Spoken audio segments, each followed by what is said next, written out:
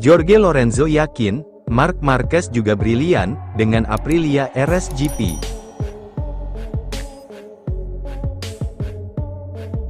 Veda Ega Pratama, diam-diam balapan sendirian sebelum debut di Moto3, hasilnya oke.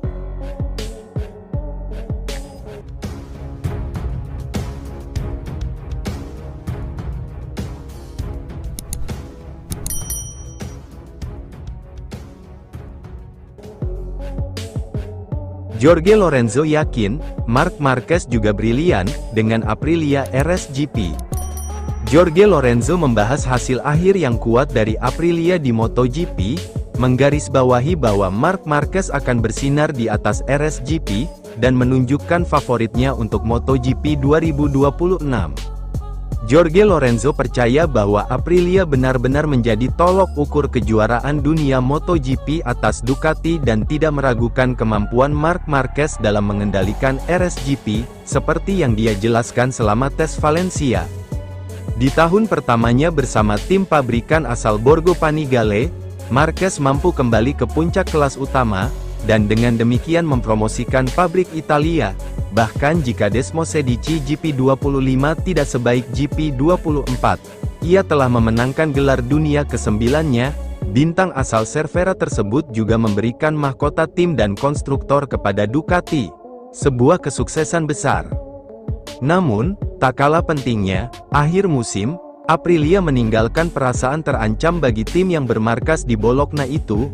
Perusahaan yang berbasis di Noal ini telah meningkatkan motornya secara signifikan sejak tes Aragon, dan Marco Bezzecchi berada dalam performa yang luar biasa, terutama pada balapan-balapan terakhir musim ini. Ia menang di Silverstone, Portimao dan Valencia, menempel ketat Marquez di Misano, posisi kedua, dan memulai balapan dengan catatan waktu terbaik di MotoGP Indonesia dan Australia. Di antara hasil-hasil lainnya, seperti 5 posisi terdepan di 2025. Selain itu, Raul Fernandez menang di Phillip Island, menjadikan RS GP di tahun terbaik dalam sejarah Aprilia, sebagai tolok ukur, setidaknya saat Marquez tidak bisa mengendarai Ducati. Jorge Lorenzo hadir di tes Valencia, juara dunia 5 kali ini berbicara kepada DAZN tentang situasi Aprilia saat ini. Pria asal Mallorca tersebut menyoroti levelnya, dan membuat prediksi tentang apa yang akan dilakukan sang juara dunia asal Cervera itu dengan motor Italia lainnya di grid. Saya pikir Aprilia sejajar dengan Ducati, atau di banyak sirkuit, ia berada di depan saat ini. Marc Marquez, dengan Aprilia, juga akan melaju dengan sangat cepat, katanya.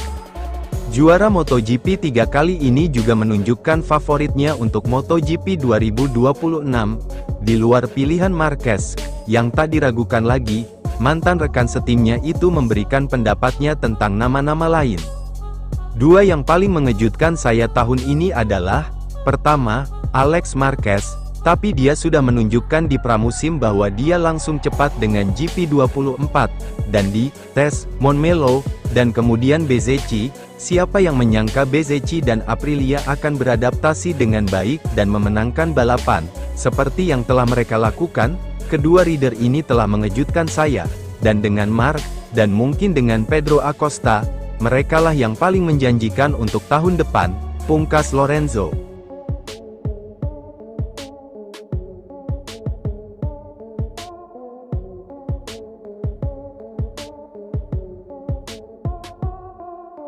Veda Ega Pratama, diam-diam balapan sendirian sebelum debut di Moto3, hasilnya oke.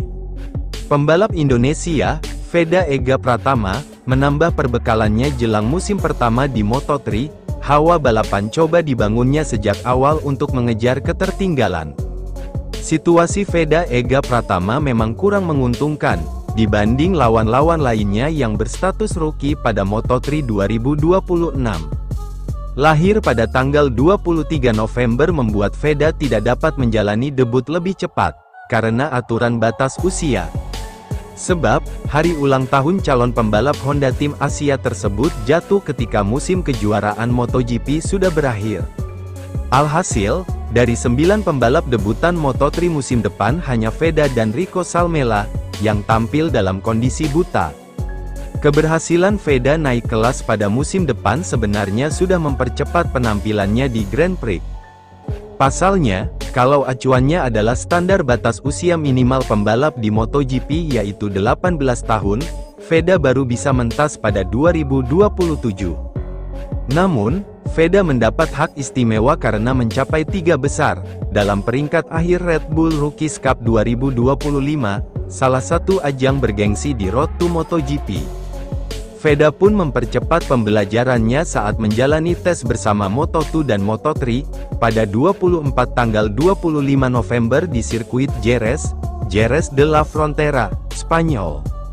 Menurut data live teaming yang disediakan sirkuit Jerez, Veda terlihat menjalani simulasi lomba pada hari kedua uji coba.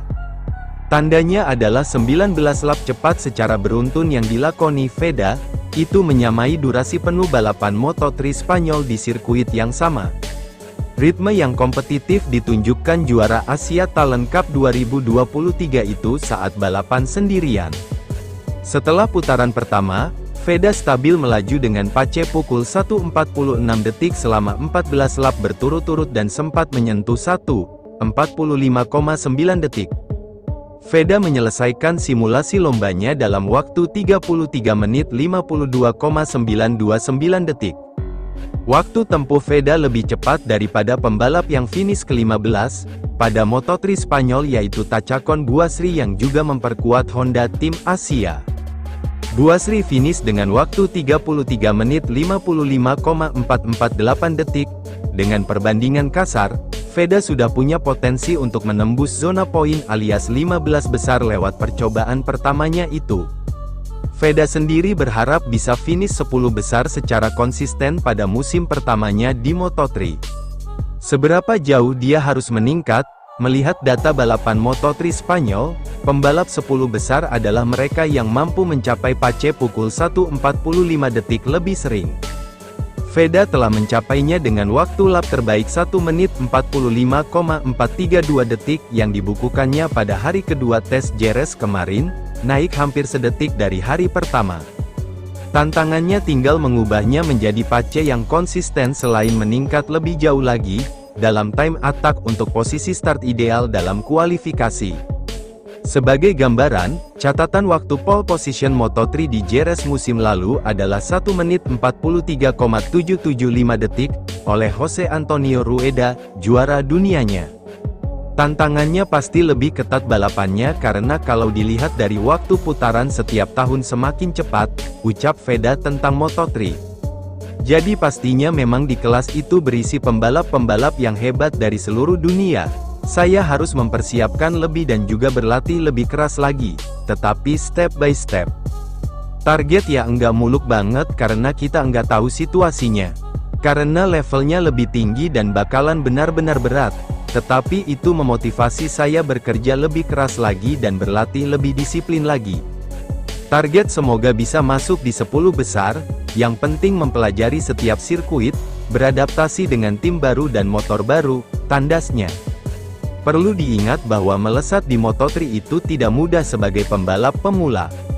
Wonderkid Spanyol, Brian Uriarte, yang tahun ini menjuarai Junior GP, dan Red Bull Rookies Cup sekaligus hanya sekali finish 10 besar, dalam 4 balapan sebagai pengganti di Moto3 2025. Begitu pula rival Veda asal Malaysia, Hakim Danish, yang pencapaian terbaiknya adalah posisi ke-12 dalam 3 kesempatan tampil musim lalu.